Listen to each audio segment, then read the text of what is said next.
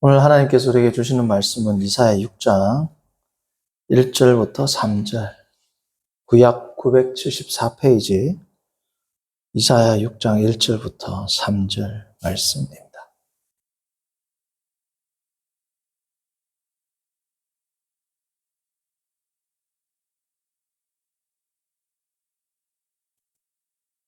한 절씩, 짧으니까 함께 합독하겠습니다. 시작.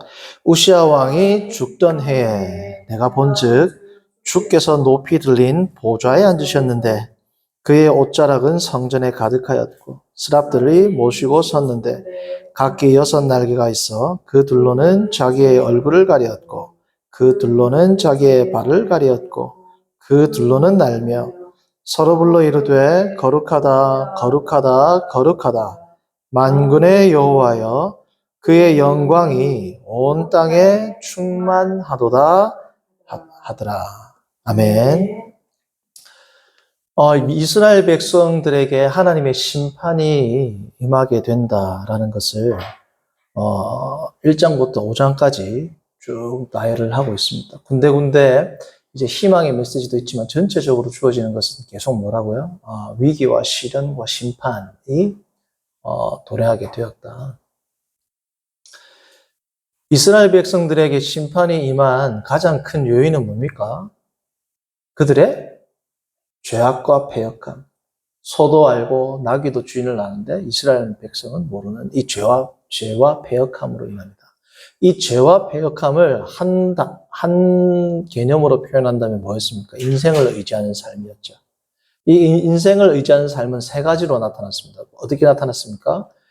부와 권력과 우상을 의지하는 삶으로 나타났고, 그러한 삶으로 점철된 그들을 하나님께서 각 우상, 재물, 그리고 군사력을 다 하나님께서 심판하시는데, 누구를 통해서? 그들이 인생하느냐, 그들이 의지하는 그 인생들을 통하여 하나님께서 심판하시고, 종국에는 그 인생들까지도, 그 심판의 도구였던 자들까지도 하나님이 심판하신다.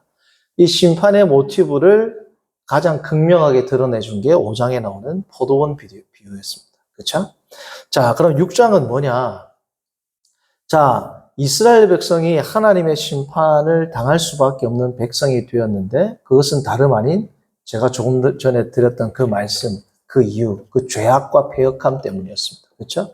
자, 그러면 이스라엘 백성이 회복되기 위해서는 어떻게 해야 될까요?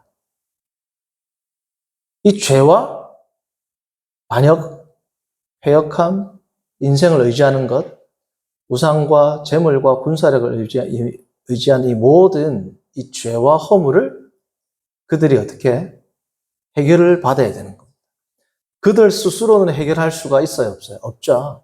그래서 이스라엘 백성들이 하나님 앞에 거룩한 백성, 저 백성에서 이 백성으로, 저 종에서 이 종으로. 그래서 이사야의 핵심 주제가 두 개였는데 하나는 뭐야? 심판을 통한 회복이고 또 다른 하나가 뭐였습니까? servanthood. 뭡니까? 종됨이거든. 참된 종됨. 저 패역한 종에서 거룩한 종으로 바뀌기 위해서는 뭐가 해결돼야 되는 겁니까? 필연적으로 죄 문제가 해결이 돼야 된다는 거죠. 그래서 이 죄 문제를 하나님께서 어떻게 해결해 주시는가를 기록한 것이 6장입니다. 6장인데 어떻게 그리느냐? 참된 종은 누구예요? 나중에 하나님께서 보내시는 메시아인데 이 메시아의 그림자로서 참된 종을 누구로 제시하느냐? 이사야 자신을 제시하는 겁니다. 자, 이사야 자신을 자기의 자서전적인 고백을 담는데 결국은 이 고백은 누구를 담아내는 겁니까? 이스라엘 백성, 이스라엘 공동체를 담아내는 거거든요. 그래서 여호와의 종의 개념은 개인 인디비주얼, 한 개인을 의미하는 경우가 있지만 더 많은 경우는 누구라 그랬습니까? 전체 이스라엘 백성을 의미하는 겁니다. 자, 이 전체 이스라엘 백성의 회복을 그리기 위해서 지금 이사야 6장에서는 누구를 모델로 가져왔다? 이사야 자신을 모델로 가져온 겁니다. 자, 이사야가 하나님을 배웠고 나서 그의 입술에서 나온 첫 고백이 뭡니까? 나는 망하게 되었다. 입술이 부정한 자다. 자, 망하게 되고 입술이 부정한 자는 누구를 대표하는 거야? 저 이스라엘입니다. 패역한 이스라엘. 망하게 되었고 부정한 자가 누굽니까? 죄악이 가득한 이스라엘 백성이죠. 그런데 이 죄악이 가득한 이스라엘 백성이 마치 이사야가 하나님을 만나는 것을 통하여 급작스럽게 그의 아이덴티티가 변화되고 심지어 하나님의 소명을 받는 참 선지자로서의 직분이 변화되고 소명사건, 지금 이사야 6장에 이르러서 처음 소명사건이 기록된 거 아닙니까? 1장에 나와야 되는 거잖아요, 원래는. 1장에 등장해야 되는 것인데 6장에 기록한 이유가 있는 겁니다. 왜요? 이사야의 소명은 단순한 이사야의 소명이 아니라 누구의 소명이다? 이스라엘의 소명이고 이스라엘이 회복된다는 것을 알려주기 위해서는 이스라엘이 얼마나 패역한 건지를 알려줘야 되잖아요. 먼저 그게 5장까지란 말이죠. 그래서 시기적으로는 6장이 제일 첫 번째 사건임에도 불구하고 이사야가 그의 신학적인 의도로 인해서 1장에 기록한 게 아니라 언제 기록했다? 6장에 기록한 겁니다. 왜요? 패역한 이스라엘 백성의 회복을 자기 자신을 모델로 해가지고 나를 이렇게 변화시킨 하나님은 이스라엘 백성을 이렇게 변화시킬 것이다. 나를 이렇게 변화시킨 하나님, 나에게 소명을 주신 하나님이라면 이스라엘 백성도 회복시키고 하나님의 선지자의 일을 감당하도록 이 백성은 나를 위하여 지었나니 나의 이름을 찬송하게 하려 함이라. 선지자의 사역을 감당케 할 수 있는 그러한 존재, 그러한 아이덴티티로 이스라엘 백성도 변모되게 될 것이다. 변모시킬 것이다. 하나님께서. 그에 대한 모델로 누구를 주셨다? 나를 보라는 거예요. 나를. 그래서 6장에서 지금 이사야 자기의 소명 사건과 회복의 사건을 기록하는 겁니다. 단순히 소명을 받았다는 것이 주 목적이 아니죠. 소명을 받았다는 것을 주된 목적으로 삼았다면 1장에 나와야 됩니다. 그렇죠? 근데 특이하게도 6장에 나오게 된 겁니다. 자, 오늘 6장을 보시면 중요한 표현이 나옵니다. 이 중요한 표현이 뭐냐면 우시야 왕이 뭐라고요? 죽던 해. 과거에 구약시대, 지금으로 이때로 말하면 BC 8세기 중엽이거든요. BC 8세기 중엽에 어떤 연대라든지 시기를 나타낼 수 있는 표현 방식은 그리 많지 않습니다. 제일 확실한 게 뭐예요? 어떤 왕이 세워질 때, 혹은 어떤 왕이 죽을 때입니다. 그렇죠? 그걸 기준으로 해서 이제 연대를 보통 사람들이 계산하지 않습니까? 자, 그래서 우시야 왕이 죽던 해라는 것을 기록한 것은 아주 중요한 역사적인 지표입니다. 이게 히스토리컬 마커란 거죠. 이 마커, 이 지표를 이사야가 제시한 이유가 있습니다. 왜냐하면 이 우시야 왕이 죽던 해는 고대 근동 지방의 전체적인 정세가 지금 아주 급격하게 변화되는 시점이었기 때문에 그렇습니다. 이사야 첫 번째 제가 설교할 때 성도님들이 아마 제가 이 배경을 설명을 들었는데 오늘 설교에도 중요하니까 한 번 더 제가 말씀을 드릴게요. 자, 우시야 왕이 죽던 해라는 것은 무슨 의미가 있느냐? 우시야 왕이 죽었을 때 우시야 왕이 죽는 것을 통해서 이스라엘 백성, 이스라엘 공동체, 다시 말하면 여기서 말하는 이스라엘 공동체는 뭐예요? 이사야가 유다의 선지자 아닙니까? 유다 백성들에게 큰 이제 위기와 환란이 닥쳐 올 것이다라는 겁니다. 이사야 선지자가 지금 그것을 말하고자 하는 거죠. 자, 우시야 왕은 BC 740년에 죽었습니다. 이사야가 지금 총 5대 왕이 거쳐가지 않습니까? 유다에. 1장 1절을 보면 유다 왕 우시야, 요담, 아스, 히스기야, 이 전체 시대를 활동한 선지자가 누굽니까? 이사야거든요. 근데 이사야가 하나님의 소명을 딱 받을 때 그때 시점이 언제라고요? 우시야 왕이 죽던 해입니다. 우시야 왕은 엄청나게 정치를 잘했던 왕입니다. 당시에. 정치를 잘했던 유다의 왕이었는데 우시야 왕이 죽던 해는 당시에 고대 근동 지방에 엄청난 격동의 시기가 이제 몰려오고 있을 때였어요. 왜냐하면 원래 BC 8세기경에 9세기, 보통 BC 10세기에서 8세기 이 어간에 가장 강력했던 나라는 어디냐면 아람 왕국이었습니다. 아람 왕국. 그래서 아람 왕 나아만이 올 때 사마리아 어디야 저기 북이스라엘 왕도 긴장했지 않습니까? 아람 왕이 신흥 강대국이었단 말이죠. 그런데 지금 우시아 왕이 죽던 해쯤, 정확히 우시아 왕이 BC 740년에 이제 죽는데, BC 745년에 그 유명한 신아수르 제국, 여기서 아수르로 나오죠. 아수르 제국에 어떤 왕이 등장하느냐? 디글랏 빌레셀 3세입니다. 그게 이제 성경에서는 열왕기하에 불이라고도 나옵니다. 불. 아수르 왕 불, 혹은 디글랏 빌레셀 이렇게 나오죠.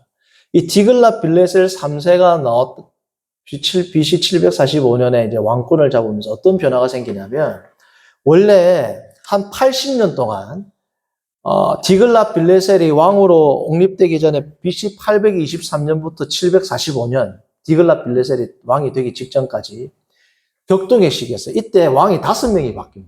3대부터 7대 왕까지 막 격동의 시기입니다. 그러니까 3대 왕이었던 태양왕 아다드, 태양이 샤마시거든요.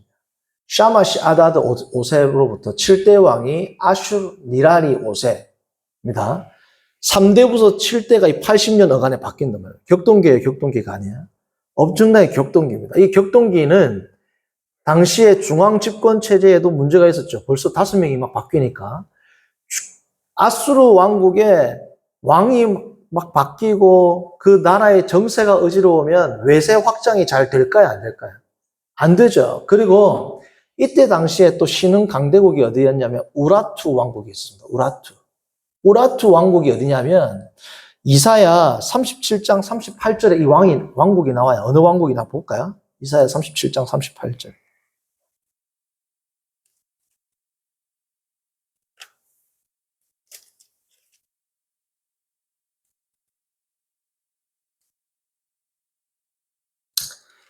사네립을 죽이는 아들이 도망가는 장소가 나옵니다. 37장 38절.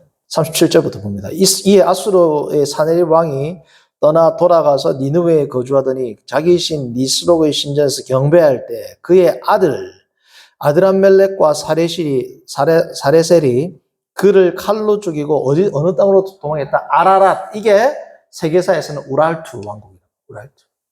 그러니까 파라오를 바로라고 하죠. 성경에서는. 그렇죠? 블레셋이 지금 현재 지명은 뭡니까? 팔레스타인입니다. 팔레스타인. 그러니까 우랄투도 아라랏이라고 기록했습니다. 성경에서는 오늘날 우리가 세계사에서 지명하는 그 지명으로 안 부르잖아요. 블레셋, 팔레스타인이 블레셋으로 부르잖아요. 그렇죠? 페니키아를 베니게라고 부릅니다. 사이프러스 섬을 구브로라 부르죠. 마찬가지로 우랄투를 아라랏이라 불렀어요. 그러니까 이 우랄투 왕국하고 또 이때 당시에는 3대에서 7대 왕이 있을 때에는 엄청나게 분쟁이 있었단 말이에요. 내적으로는 왕이 막 바뀌고 외적으로는 우랄투 왕국과의 알력이 있고 그러니까 당연히 뭡니까? 격동기고 이때는 이 이스라엘이나 유다에 대해서 그리 신경을 많이 쓸 수 없었던 시입니다.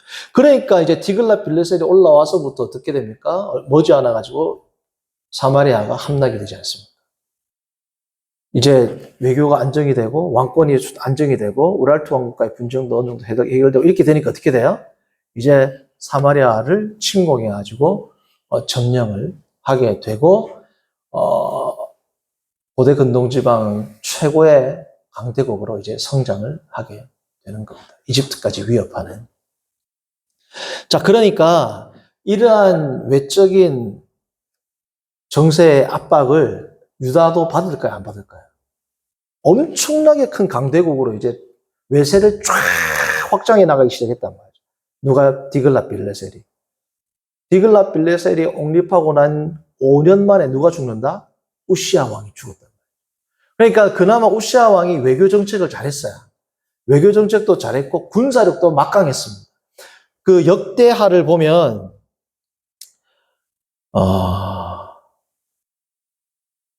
어디쯤인지 역대하 26장, 역대하 26장을 보면 우시아의 치적이 나옵니다. 역대하 26장에 보면 그토록 이스라엘을 괴롭혔던 해안 민족 누굽니까? 블레셋을 정복합니다. 누가? 우시아가. 그리고 우시아가 암몬으로부터 조공도 받아요. 그러니까 우시아가 정치도 잘하고 외교도 잘하고 군사력도 막강했다는 것을 알 수 있습니까? 없습니까? 알 수 있잖아요. 근데 이 우시아 왕이 어떻게 되었다? 우시아 왕이 어떻게 되었다? 죽었단 말이에요. 정치적으로도 탁월하고 메세도 블레셋도 정복하고 암몬으로부터 조공을 받을 정도로 탄탄한 국력을 자랑했던 우시아. 디글랏 빌레셀이 엄청나게 강력한 왕으로 있었지만 그래도 우시아가 버티고 있었죠. 그리고 유다는 비교적 안전했습니다. 외교적으로 볼 때. 왜냐하면 유다가 사마리아보다 훨씬 뒤에 함락이 되죠. 722년에 사마리아가 함락이 되는데 유다는 587년, 그러니까 빨리 계산했는데 어쨌든 훨씬 뒤잖아요. 그렇죠? 유다가 좋은 왕들이 있어가지고 오랫동안 버틴 게 아닙니다. 외교학, 지정학적 위치로 보면 이 레반트 지역 있죠. 비옥한 초생달 지역. 아프리카와 아시아와 유럽을 연결하는 장소가 되면 이스라엘 땅이잖아요. 이 이스라엘 땅에 가장 발달된 길이 비아 마리스 해가지고 해변길이 있었습니다. 해변길. 이 해변길은 이집트로부터 해가지고 저기 메소포타미아를 지나가지고 아수르, 나중에 바벨론 제국, 바사 제국까지 이어주는 무역 통로였단 말이죠. 그러니까 솔로몬이 부강했을 때 무슨 통로를 이용했다? 이 해변길을 이용한 겁니다. 자, 이 해변길은 그런데 어디로 애굽에서 올라와가지고 가사, 블레셋 지역 가사 있죠? 블레셋 지역 가사니까 해변길입니다. 해변길. 해안평야를 지나가지고 아벡, 그리고 무깃도, 그리고 이스라엘 평야, 그리고 갈릴리 바다, 훌라 분지, 다메섹 이래가지고 이제 메소포타미아로 빠지거든요. 그러니까 이 길은 어디 길이냐면 성도님들 사마리아를 지나갑니다. 무슨 말인지 아시겠죠? 유다는 지나가요, 안 지나가요? 안 지나가요. 그러니까 굳이 유다를 정복할 필요가 있어요, 없어요? 그래서 유다가 오래 버틴 겁니다. 외교적으로 볼 때. 왕이 탁월하고 믿음이 좋은 왕이 몇 명 있나? 몇 명 없잖아요. 이스라엘이나 유다나 도찐 개찐이란 말이죠. 근데 유다가 그나마 오랫동안 왕국이 버티고 있었던 것은 하나님의 섭리의 관점이 아니고 세계사적으로 볼 때는 뭐 때문이다? 지정학적 위치 때문에 그렇다는 거예요. 지정학적 위치 때문에. 그래서 실제로 우리가 보면은 히스기야 때에 아수르한테 침략을 당하죠. 히스기야 왕 때 아수르로부터 침공을 당합니다. 유다가. 그때도 굳이 침략을 당하지 않는데 침략을 당했던 이유가 외교적 문제 때문에. 그리고 나중에 유다가 바벨론에게 멸망하죠. 그것도 굳이 유다를 칠 필요가 없어요. 바벨론이 이렇게 오면서 다시 돌아가야 된다고 이렇게 유다로는. 그렇게 한 이유는 외교적으로 쉽게 말해서 말 안 들은 겁니다. 유다가 애굽 왕을 섬겼거든요. 애굽을 의지했단 말이죠. 그러니까 예레미야 선지자한테도 너희는 애굽을 의지하지 마라 그랬습니다. 하나님께서. 애굽을 의지하니까 바벨론 왕이 어떻게 해요? 쳐가지고 유다가 멸망합니다. 히스기야 때에도 아수르 왕이 내려온 이유는 히스기야가 누구를 의지했기 때문에? 애굽을 의지했기 때문에 외교적인 마찰 때문에 유다를 침공한 거지 유다가 그 길에는 없기 때문에 굳이 유다를 점령해 나가면서 애굽으로 진격할 필요가 있다 없다? 없었단 말이죠. 자, 그러니까 유다는 비교적 아수르의 침공부터 자유로울 수 있었습니다. 그럼에도 불구하고 워낙 강력한 세력이 있으니까 그래도 불안해요? 안 불안해요? 불안하단 말이에요. 안 지나가지만 조금만 귀를 싹 틀면 유다로 온단 말이에요. 그런데 외교적으로 탁월한 누가 있었습니까? 버티고 있었어요. 왕이 우시아 왕이 있었습니다. 그나마 이제 안정이 되고 안심하고 기댈 구석이 있어요, 없어요? 유다 백성들이 있었단 말이죠. 그런데 이 우시아가 어떻게? 죽었다. 마치 이스라엘 백성으로 말하면 모세가 죽었다. 왜 버금갈 뭐예요? 위기가 왔다. 요즘 말로 현타와 현타가 왔단 말이에요. 어떻게 해야 되는가? 국가적인 위기예요, 위기가 아니야. 위기가 온 겁니다. 그래서 오늘 말씀의 제목은 위기와 시련의 때에 위기와 시련. 이 위기와 시련의 때가 우시아 왕이 딱 죽을 때 찾아왔어요. 참, 그런데 성경은 역설적이죠. 이 우시아 왕이 죽을 때 이사야가 소명을 받습니다. 가장 위기의 때 난세의 영웅이 난다고 누가 소명을 받는다고요?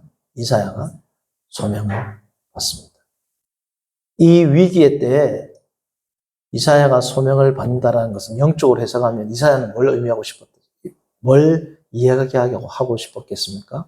아까 도입부에 그 내용을 적용한다면 이스라엘 백성들아, 너희들이 지금 영적인 위기에 있다. 하나님이 지금 너희를 치고 완전히 불살라버리겠다. 불의 바람으로 완전히 너희를 불태워버리고 모든 것들을 싸그리 밑에 둥지만 남겨놓고 철저하게 너희를 진멸한다고 하셨는데 그 위기, 아수르 왕 디글라 빌레셀이 왕권을 잡은 것과는 비교할 수 없는 더 큰 위기죠. 물론 유다 백성들은 모르지만 이 위기 앞에서 너희들이 해결받을 수 있는 것은 유일한 그 탈출구가 뭐다? 하나님으로부터 너희들이 회복되는 거란 말이에요. 그것을 이사야는 알리고 싶었던 겁니다. 우시아가 죽던 그 절망의 때에 역설적으로 이사야는 하나님을 만납니다. 하나님의 소명을 받습니다. 그리고 회복됩니다. 그리고 소명을 받습니다. 그렇죠? 이 위기의 때 이사야는 무슨 경험을 하느냐? 자, 6장 1절을 봅니다. 우시아 왕이 죽던 해 내가 본즉 어디로 봤을까요? 성전에서 하늘을 우러러본 적. 이 뜻 아니겠습니까? 지금 우시아 왕이 죽던 이 위기의 때에 이사야는 어디에 있습니까? 성전에 있단 말이에요. 성도님들, 위기의 때 우리는 어디를 찾아야 돼요? 하나님을 찾아야 됩니다. 성전을 찾아야 돼요. 하나님의 임재를 구해야 됩니다. 보좌에 앉으신 여호와의 영광을 그는 눈을 들어 보게 됐단 말이에요. 언제? 위기의 때. 자, 그 옷자락이 성전을 덮었다. 하나님의 영광이 온 성전에 충만한 것을 이사야는 어떻습니까? 경험했죠. 그리고 3절을 봅니다. 여호와를 묘사하는 단어가 뭐라고요? 만군의 여호와. 만군의 여호와란 뭐라고? 군사적 표현이라고 그랬죠. 모든 왕 중에 왕, 모든 별과 군사를 거느리는 왕 중의 왕이신 누구요? 여호와. 그리고 군사적인 용어를 썼다는 것은 모든 대적으로부터 지켜주실 그 여호와를 이사야는 뭐야? 만났다는 거, 경험했다는 겁니다. 그 여호와를 바라보았는데 어느 정도로 바라보았는가? 그 여호와의 영광이 얼마나 찬란했냐면 옷자락이 뭐예요? 성전을 덮었다. 예루살렘 온 성전을 하나님의 옷자락, 하나님의 광채가 덮었다. 하나님이 얼마나 위대한 분이라면 예루살렘 성전의 법궤가 하나님의 발등상이다. 발을 올려놓는 것. 그 하나님의 영광을 보는데 그 하나님의 영광, 하나님의 거룩이 얼마나 찬란한지 3번을 이야기합니다. 거룩하다, 거룩하다, 거룩하다. 하나님의 거룩은 어떻다는 겁니까? 초월적인 거룩, 완벽한 거룩이라.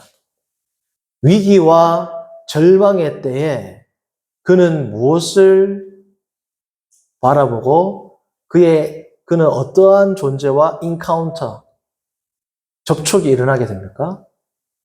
이 세상에서는 경험할 수 없는 거룩하신 여호와를 만나게 되는 겁니다.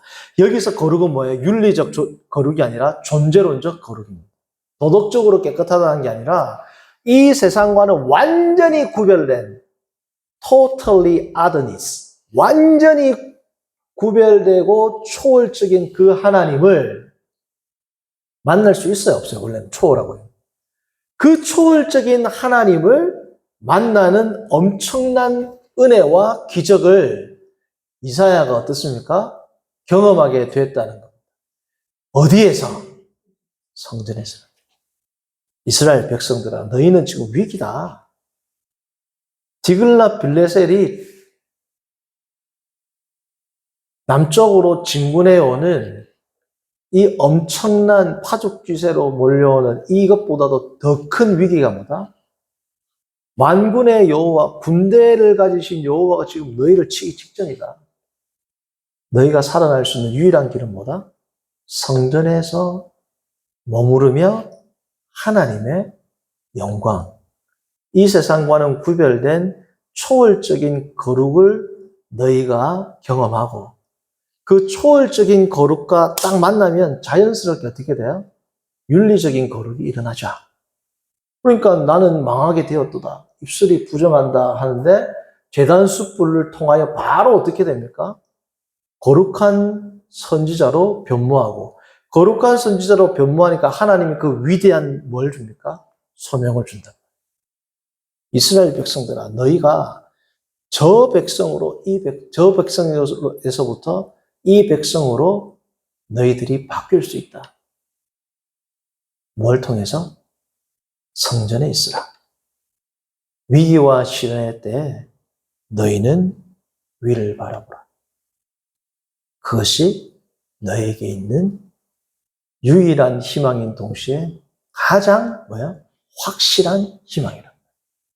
성도님들, 우리가 위기와 시련과 시험이 찾아올 때가 있습니다. 가장 먼저 해야 될 것이 뭡니까? 성전에 있는 겁니다. 위기가 찾아온다. 인간적으로 어떻게 이걸 해결하지? 어떻게 이걸 하지? 누구를 찾아가지? 누구를 만나지? 첫 번째가 아니고 어떻게 해서 누구를 해서 어떻게 해결하지? 하다 안 되면 하나님을 부르짖는 그러한 것이 아니고 위기와 시련이 딱 올 때 처음 해야 될 것이 뭐라는 겁니까? 주의 얼굴을 구하라는 겁니다. 하나님의 임재를 구하라는 겁니다. 우시아 왕이 죽던 그 해가 역설적으로 가장 큰 영광을 경험하는 해였습니다. 이사야 전체 인생에 보았을 때 이때보다 더 큰 영광과 감격의 때가 있었겠어요? 역설적으로 이때는 가장 위기의 때였고 가장 암흑의 시기였지만 그때 그는 가장 그의 인생 가운데 확실한 신앙의 경험과 하나님의 소명과 회복을 경험하는 위대한 일을 경험합니다. 사랑하는 성도님들 가정에 늘 평안과 안식이 있길 바라지만 우리의 삶은 그렇지 않습니다. 알베르트 까뮈의 소설 시지푸스의 신화와 같이 우리의 삶은 늘 고난의 연속이고 고통의 연속이란 말이죠. 그러나 이 고난과 고통 가운데 특별히 내가 밀어 올릴 수 없는 거대한 바위가 나에게 굴러 들어왔을 때, 비탈로부터 굴러올 때, 나의 힘으로 밀 수 없을 그때 뭐부터 우리가 찾아야 된다? 다른 사람들을 불러가지고 같이 밀자 할 것이 아니라 그 돌을 한 번 해결할 수 있는 누구? 하나님을 부르십시오. 하나님을 찾으십시오. 위기와 시련이 시험이 깊을수록 성도님들이 만나는 그 거룩하신 하나님을, 그 영광을 더 깊이 맛볼 수 있을 겁니다. 성도님들이 그 위기와 시련을 거룩하신 하나님을 경험하는 그러한 은혜의 시간으로 삼으시기를 진심으로 축복합니다. 이 시간 함께 기도합니다. 선하신 하나님 아버지, 오늘 우리가 이사야의 말씀을 통해서 위기와 시련의 때 가운데 위기와 시련의 때가 사실은 가장 하나님을 만나기 적절한 때이고 주님의 영광, 주님의 거룩을 경험하기에 가장 좋은 때인 것을 알고 힘들고 어렵고 정말 남모를 고민이 있는 가정과 성도들에게 이번 기회를 통하여 하나님을 더 깊이 만나는 은혜의 때가 될 수 있도록 늘 성전에 머무르며 주의 얼굴을 구하는 그러한 시간으로 삼아서 하나님을 깊이 경험하는 은혜로운 성도, 은혜로운 시간 될 수 있도록 인도하여 주옵소서. 예수님의 이름으로 기도합니다. 아멘.